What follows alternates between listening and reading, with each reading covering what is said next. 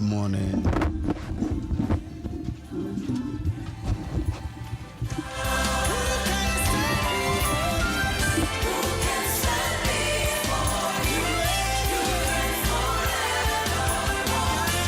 Anape onyame enshira bebre.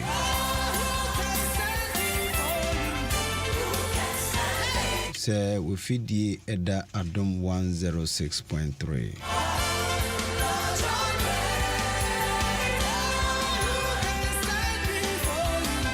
Adom 106.3 ewo Ghana.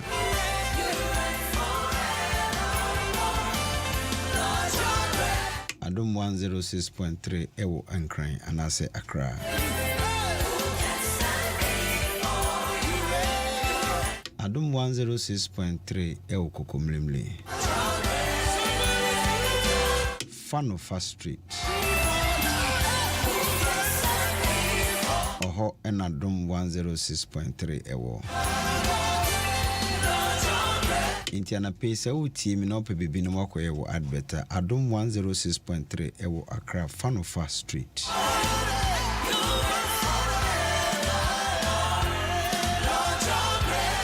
Oho na onyame na dum a odishira nipa nyina ubenya edibefiri.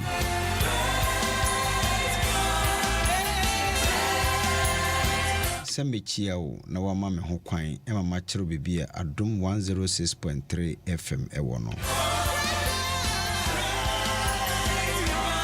Na medawasi bebre se wajemi atum se anape obetimende.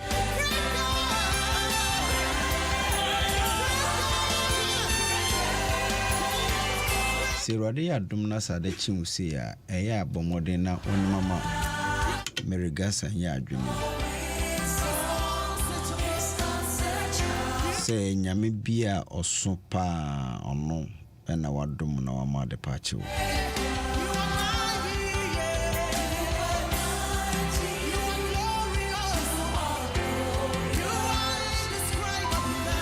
Anape minimini ya hukum. Menimni ya oti ya nsana wokoda. Menimni ya wati. Nsembi woha etia ema obutu.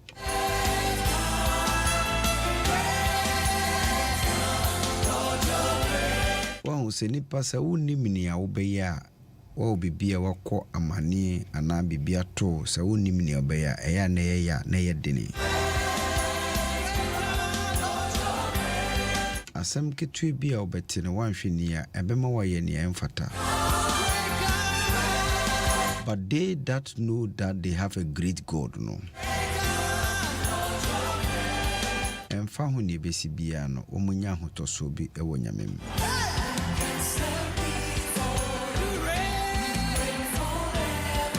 Ebia na pe men sound to say na ebia otemese bia na me sound no ana se na ya me yedide no.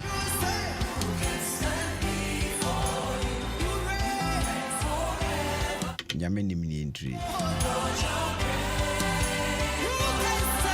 Mipacho me ye frame osonfo osofo Eric Ampiaw.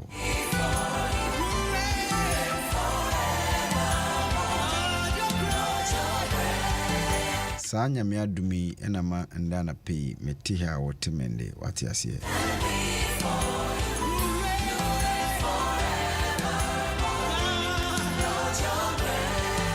Inti sa adumi ya na mesrema ondana pay se onyame adum enka ho na mbo ho ba onyame adum endi weni mekan wati.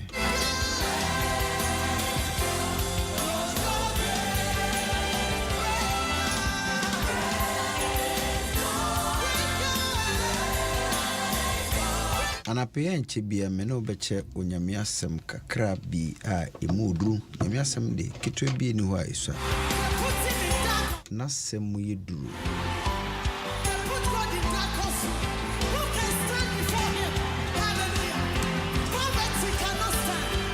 so do ho to nyame asem so ade nyina ewie peye edema why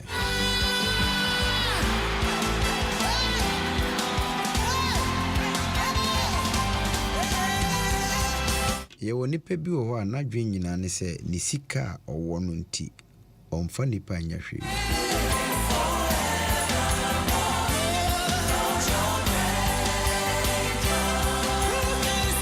but o die me pese ohunu se wo nyame bi esese otumi de ho to no so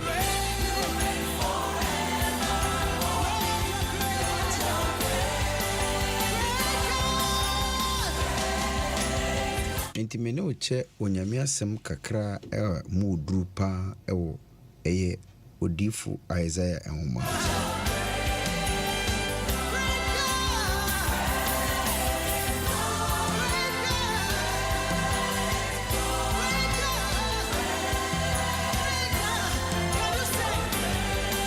enti me ne o ko Isaiah umamorofo bomodena bio churosem ko Isaiah chapter number 37.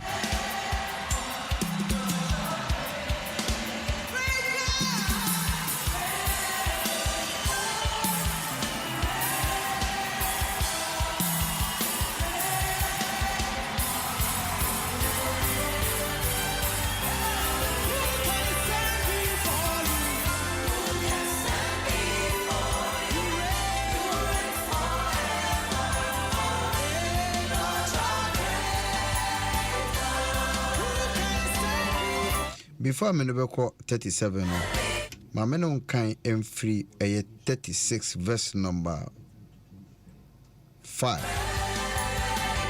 or verse number 4. Let's start from the verse number 4.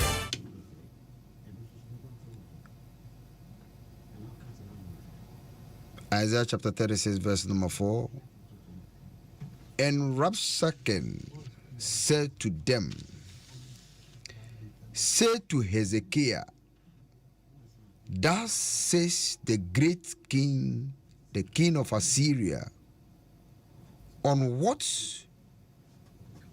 do you rest this trust of yours?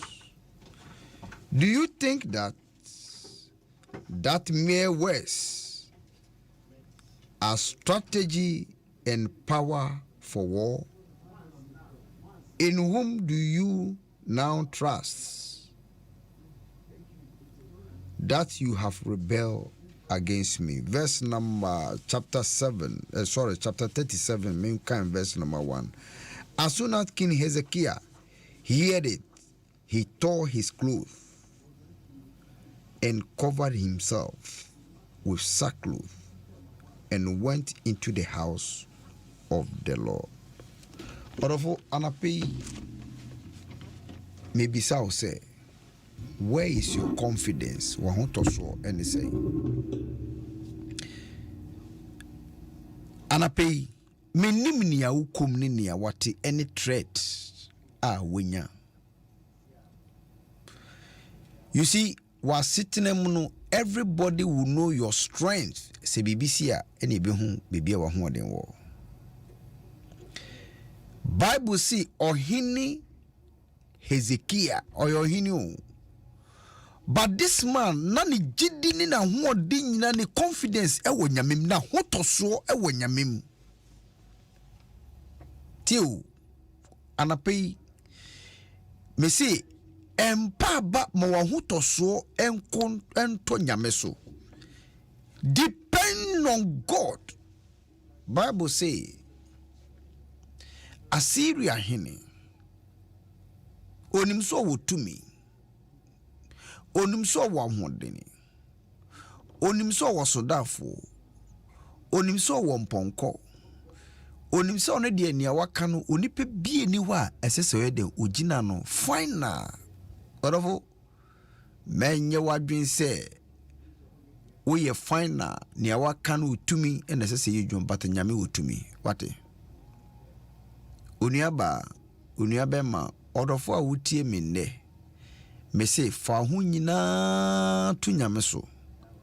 Esan so do ho to nyame so a nyame obeko ama wo. Nyame obedi wasema ma wo. Enu nti me pese nde uhunu se efri sambri busumi owo mu yi ene busumi mu afemu busumi dodo aka wo ni mananda dodo aka wo ni me no. Empaba Emfa ho astretwa yesiu Emfa ho nipa bi o kyerɛ so yo ho odenefo. Emfa ho sɛnea ɔkasa editiaw. Bible si ohin bie na no kasae ɛwɔ tumi so.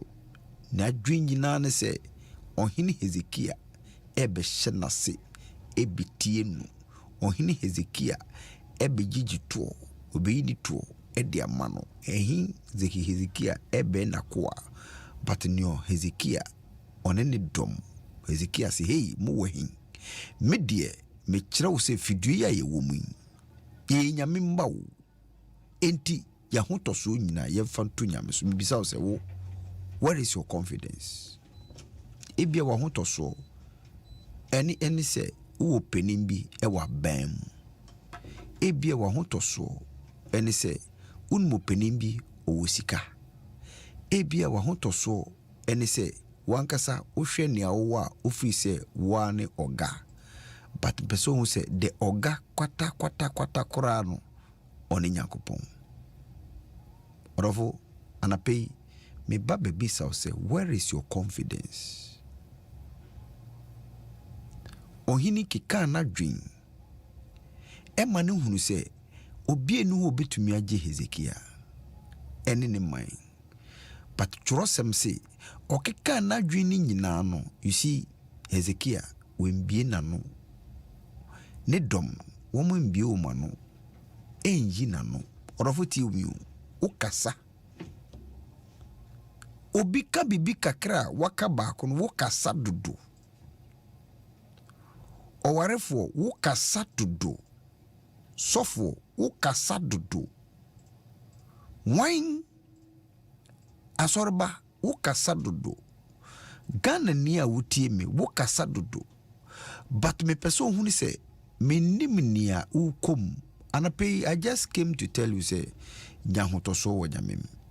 Eno pe na mbeka kyerɛ wo. Wate nia ufa mu bia no sa uji nyame di se nyame oyo kofu nyame. Se nia sa nyame oka kyerɛ ma Israel se munye din munka mo anu ntum mo de mo nhweme. Odofo nia ufa mu bia no fo woni tu nyame so na hwɛ nia nyame bɛyɛ. Esa so di wa ho oden so. Wodo ho to wa ho oden so. Wa hunya so. Onso da fo so. Nipa etwa ho ehia. Wodo ho koto omo so a ebedi wehwambo. Edi nimguase edi bebro. Bible say ohini Hezekia ene ne dom ne omoye ne se yende asafu nyame. Asafu urade ene yesum no. So let's run to the house of the Lord. Ehina uko emu aye de no. Ehina uko high machofo. Ehina uko bosom so. Ehina uko penim bia onim no aban mu ono ena uko dan no. Me pese nde utumi sesa wadwen so ohin ede ne ho to nyame so a nyame ebeje wo. Bible si sabre no asilia hin na dwen nyina ne se Hezekia edi na ho odin anase Egypt for enti ena Hezekia ekeka sasa ono die onsom no ontie no ono die owo nyame no wo nyame ampa uye sure so wo nyame so wo nyame a emfa ho ni besi saa ohene Hezekia yi usua na asem wohwe no a isan so wo nyame ti mu ye dia okɔ nyame fie no ti nia nyame nam ne komshini Isaiah so kache se da says the Lord. Mibisa se anama otui nyame akasa. Ujidi wati nyamende ni awuyi nyame wom sana nyame se ye. Mibisa wo ifri o mampenin ebesi Ghana ni a ende ya wo menimu position misre wo ahombrasim se wo yo osofo se wo ye bishop so ye archbishop so ye president so ye commander nipe bia nyame aye wadoma ndana pei wotemende so de uye libra obi uye servant akwa obi neto ene maw ena odi unipe bia otibia ne ana pei me pese ohunu se fa ho to nyame so. Number 1 isase so do ho to nyame so so a obi ode ne ho to nyame susu bia so enkasa basa so do ho to nyame so a na chese wo jai bibia de ama nyame no matter the threat emfa hu bebi efriba Bible say Hezekiah ehuni se oyo hini owotumi nanso ni eba no so no ni obetumi age no eni nyame orofo anapei me kasa de akira kakra bi se emfa hu ni esi emfa hu ni paban so yo nipa no wodien ti edu bebi bisa Hezekiah enkura kese ahemfo akese a metumi twa form so no wo mo abosume ntumi anje omo ena wo ye tu no Hezekiah onye tu no keke wo ono de onkasa sa. He depends on God. He depends on true men of God. True men of God. He depends and trusts upon the word of God. Nyame nam na kwaso edemano. Anape so beji nyame asema meka kyerɛ sɛ wodu hu to nyame so a na wo ye focus. Seneti bia no nyame obema nkunimdie ayodia. Nyame be ko ama wo. Bible say sa ohini nyame ekon Hezekiah ne kon edemano. Wo bra wo mwankasa edu omo pia ekon editia mo. Utiase God can do anything. Intiana pay medi usi me sorry susisi ya medi usi na medi usi no na me catch ose fa ho to nyame so wate we could do abrochiri moye den nipa bia disappoint o ni a wohwehwe wo nsenka nipa bi mpa threaten wo se wo obebo bibi owo no obebo ema wabagana ekwem bi odo befa so a yebesia to wabagana no odo befa so but beso ti asese sa nipa no onye nyame fa ho to nyame so nyame oye na dwese yebo wabagana no nyame tumi ama yedu akọ another country oye na dwese obeyi wedi no nyame bema wodwuma foforo ema waye oye na dwese se wentie nu a ubeji ni obedi we mama kai tembia metiri so na makai bibio me kai mbiribi na mebusuemu na afei ayese yekodi dwuma bi a dwuma mu se sa dwuma we die eya bosomsem ni nyame asem nko enti enya dia mede me hu ba fufuro mi peni bako na simo kan se o de wa nkwa ubeji ni obedi sanse na me dan no but anche ena ba kusupim osi abrantie we die masa o de tenefie na hwefie na yebeja osika na wahwefie why you see se nipa bi na adwen se to kwan bi mu a nyame bebi kwan foforo de ama wate meda wase sana pay we tie me na ne amede ja kwan se have confidence in the Lord. So wa hotoso wo nyame mu a na se nipa tretew ye kasa etiaw yebu animtia wodie ka wanotum. Number 1 afi uka wanotum wia Bible say Hezekiah sunsuan intare say no o say me konyame enim okonyame enim. He depended on God into kanasem kire nyame akoa oye genu enye nyame akoa bia na ekenya asem kire no bompai na nyame nhima hu nipa obedu nkoma kire no isanso ka kire ni wi no ono so mana kuma tumsem so wo gidi wo nyame wo ahotoso wo nyame ma bere mo aye de no nyame obekasa na nyame be kire wo ni a esese wo ye epacho ni atibia no anapei. Have confidence in the Lord. Trust the Lord that you are serving. Manipem mbisa say wodi nyame benko a ana de bia wodi odo ho atonusi. Me testimony ba ko a eya me san ka kire woni say edumri bia awomu eden ni bebi ka chem say basi yenko baabi ye kwa ade ketu bi e na ode beko but meji nyame die no nyame ehye ne di konkron enyimnyam Erade enshira ona onyame onyo kese ni se nyame a yesom no o nyame no kwafo